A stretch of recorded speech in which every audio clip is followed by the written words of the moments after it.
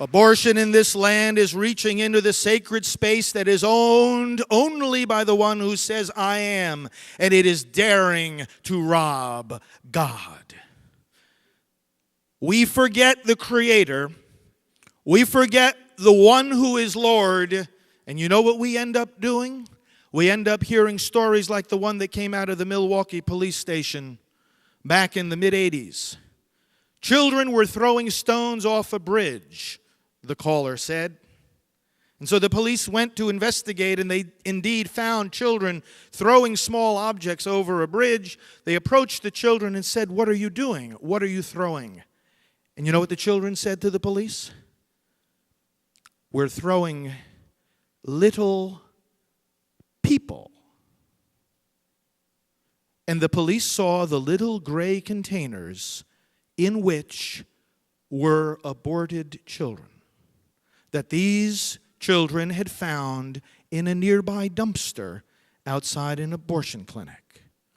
When we forget who the Creator is, we forget who the creature is. We lose sight of the dominion of God, and everything else becomes confused. That's where we are right now in what we call the culture of death. But I am the way and the truth and the life.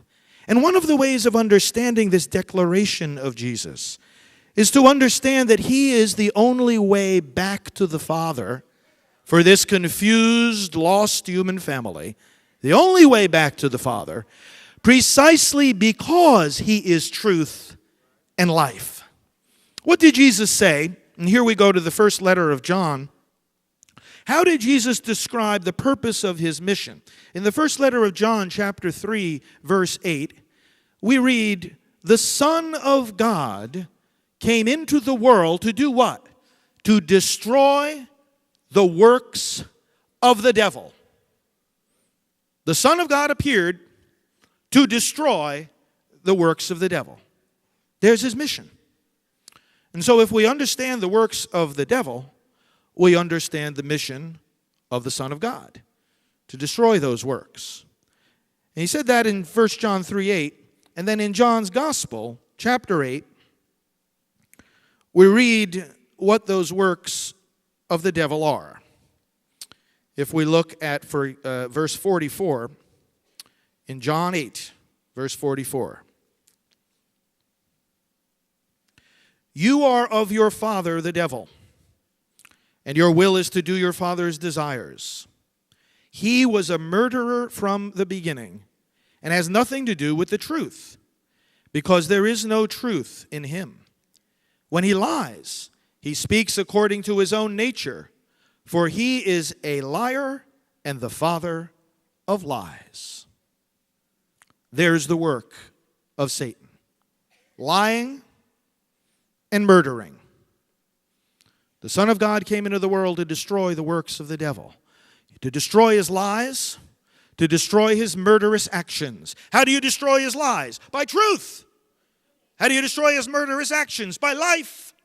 I am the way back to the Father because I am the truth, destroying those lies, and the life, raising the dead, conquering the murderous actions of the evil one.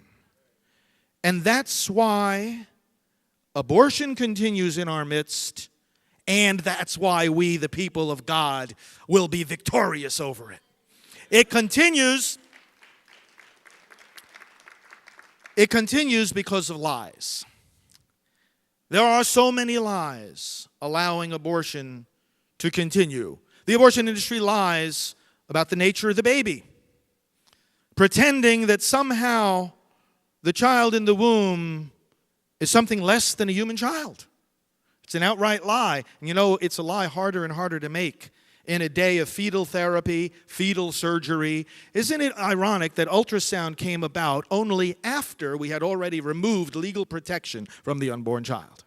In fact, we've learned more since Roe versus Wade legalized abortion throughout all 9 months of pregnancy, legalizing it in 1973. From 1973 until today, we've learned more about the child in the womb than we learned from the beginning of human history up to the time of Roe v. Wade. It's an incredible irony, but you can't hide the truth forever. The other side keeps trying to lie. This is not a human being, this is not a human child. But that lie is collapsing. But then they go on to other lies. Well, this may not be a human child, but, we have this abortion procedure because it serves the needs of women. It's part of women's health. It'll help you.